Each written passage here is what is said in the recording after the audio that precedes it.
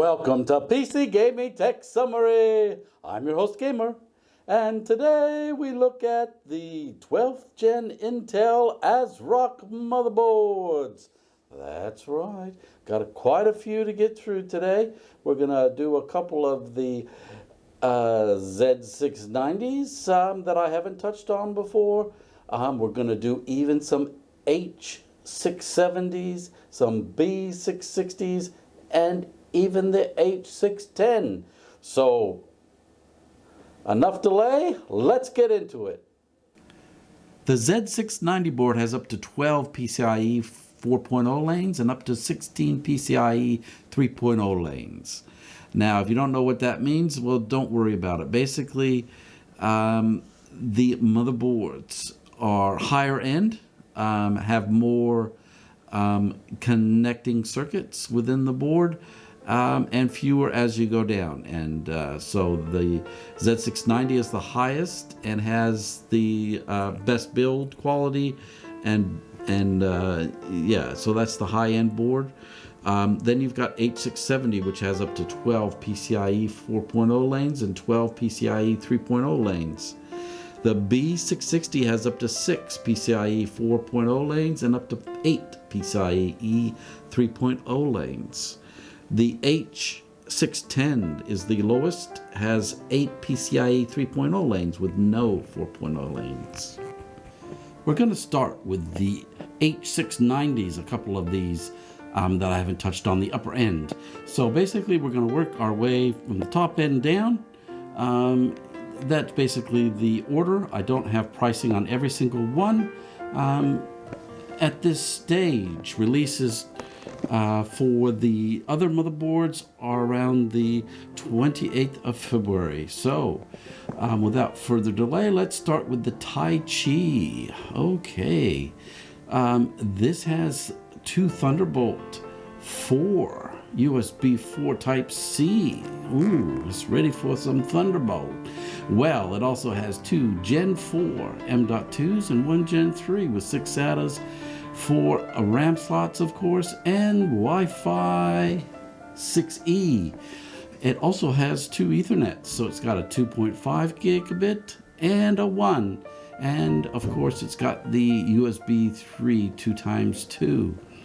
Now, one special item of this motherboard is that it has an independent SATA and one independent USB port, so one of each. So what is this? Well, it's like isolated from the other drives and ports, and the reason why they did this is to protect your valuable data from hackers. ASRock has built in one SATA and one USB port that is independent from others. Once this feature is activated from the BIOS setting, the independent SATA and USB port is cut off from other ports to prevent malwares and ransomware from accessing. Very interesting stuff. Okay, I haven't heard about this before. All right, now we're going to move on to the Velocita. It's an Italian word. Okay, Phantom Gaming, the Z690 Phantom Gaming Velocita. And the one thing that I really noticed about this, under the red line there, it has a Gen 5 M.2, the first one I ever seen. So obviously you can't buy the Gen 5 yet, but it is ready to go. So very interesting stuff. And what else do we have on this board? We have two Gen 4s as well and a Gen 3. Wow, so this one's got 4 M.2 slots, 6 SATAs, 6 RAM, Wi-Fi 6E. It's got the 2 Ethernets, the 2.5 gigabit and the 1 gigabit. And of course, plenty of USBs and USB 3 2x2s. All right, well, this one looks fantastic. All right, so the Tai Chi is approximately the $600 mark. Okay. and the Velocita around the 400 mark, US dollars. All right, let's move on to the ASRock Z690 Extreme. Now there are two of them. There's this Wi-Fi 6 one and then one without the Wi-Fi. They both have also a GPU holder, which is nice, and they have two Gen 4 M.2s and one Gen 3, and a whopping 8 SATA ports. Yes, 8, and the 4 DIMMs, and the one with the Wi-Fi, of course, is Wi-Fi 6E, and it's got Ethernet 2.5 gigabit and the USB 3.2x2. All right, let's move on down to the ITX, the mini ITX motherboard for very small builds, which does have Wi-Fi 6E in it. 2 Gen 4 M.2s, 4 SATAs, 2 DIMM slots, RAM slots, and it's got the 2.5 gigabit Ethernet. It even has a USB 3.2x2. Yes. And that's around $257 mark. The Extreme Wi-Fi 6 around $325, and the Extreme without the Wi-Fi around $300. Okay, and I won't go through the Riptide today. That's around $250, and that has 2 Gen 4s and 1 Gen 3 and 4 RAM slots, and it's all ready for that Wi-Fi add-on M.2 Key E. Wi-Fi ready, 2.5 gigabyte Ethernet. These are all DDR4 boards, these H670s. Oh, I forgot to tell you, on the previous ones, in the table, you will see that the top two, the Tai Chi and the Velocita, were DDR5s, and the rest were DDR4s. All right, back to H670. All right. Okay, the Steel Legend, yes. It has 3 Gen 4 M.2, and it's got 4 SATAs and 4 DIMM slots, and it's Wi-Fi ready. 2.5 gigabit Ethernet, and it does. In fact, all of the H670s have the USB 3.2x2. Now let's move on to the Phantom Gaming Riptide. It has 3 M.2s, 4 SATAs, and 4 DIMM slots, Wi-Fi ready, and 1 gigabit Ethernet, unfortunately, and it is going to have a less beefier VRM power delivery. All right, then the Steel Legend. The H670M Micro ATX. So the previous two, the Steel Legend, Riptide, those were ATX boards. This is a Micro ATX Pro RS DDR4 with 2 Gen 4 M.2s and 4 SATAs and 4 RAM slots, Wi-Fi ready, and 1 gigabit Ethernet, and of course the USB 3.2x2. And the last one, the H670 Mini ITX. It does have Wi-Fi 6. Yes. 2 Gen 4 M.2s, 4 SATAs, 4 RAM slots, and the 2.5 gigabit Ethernet, as well as it has USB 3.2x2. So there you have it. Sorry, I don't have any pricing information on those today, but I will update you as I receive it.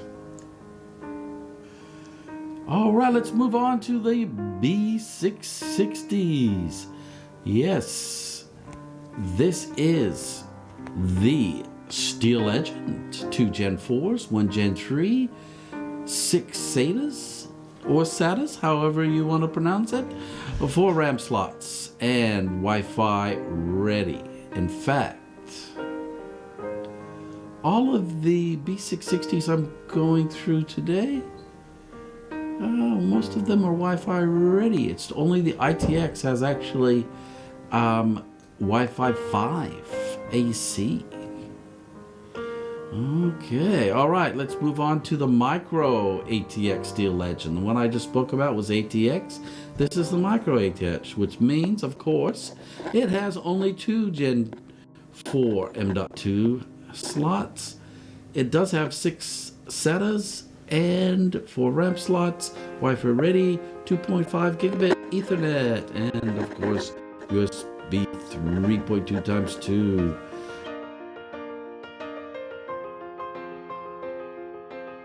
And that has 2 Gen 4s, M.2s, and it has 4 SATAs, 4 DIMM slots, Wi-Fi ready, but only the 1 gigabit Ethernet. Ooh.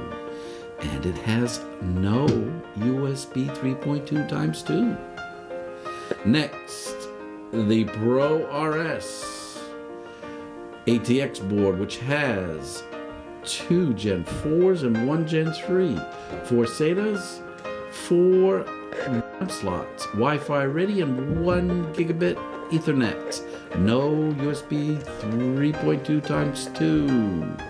The Micro ATX Pro RS has 1 Gen 4 M.2 and 1 Gen 3 M.2 with 4 SATA ports, 4 DIMM slots, Wi-Fi ready, 1 gigabit Ethernet, and no USB 3.2 times 2. And then we go over to the Mini ITX 1 Gen 4 M.2, that's it. 4 SATAs, 2 DIMM slots, Wi-Fi 5, and 1 gigabit Ethernet. The HDV, and it doesn't have any heatsink that I can see, so can't recommend this one until it has some testing done on it and that it's okay. All right, I just don't like to see a motherboard without a heatsink. And after that, which I haven't put in, is a DDR5 version of that board as well. Okay, and there is one motherboard in development. It's the Pro RS DDR5 as well. All right, let's move on to the H610s. So the one I'm going to talk about is the ASRock H610 that I'm going to talk about is the one that has an M.2 slot. It's a Gen 3. The H610 is not capable of having a Gen 4 type M.2, so they're all going to be Gen 3s. So the HDV M.2 has 1 Gen 3. It has 4 SATAs, 2 DIMM slots. It is Wi-Fi ready, 1 gigabit Ethernet, and none of them will have the USB 3.2 times 2. Okay, the next one is the Mini ITX. Okay, 1 Gen 3 M.2, 4 SATAs, 2 DIMM slots, and Wi-Fi 5 AC, 1 gigabit Ethernet. Yes, all right. And the other ones, the other boards, they don't have M.2, so I don't think they're worth talking about, really. Everybody wants at least one M.2 on their motherboard. So these H610s are really meant for companies to make really cheap PCs. All right. So the last one is the DDR5 version, which has 1 Gen 3 M.2. Okay. And then it's just standard 4 SATAs, 2 DIMM slots. It is not Wi-Fi ready. Okay. And 1 gigabit Ethernet. Next time, we'll go through some MSI motherboards. So if you'd like to be informed, just subscribe and we'll continue on with it.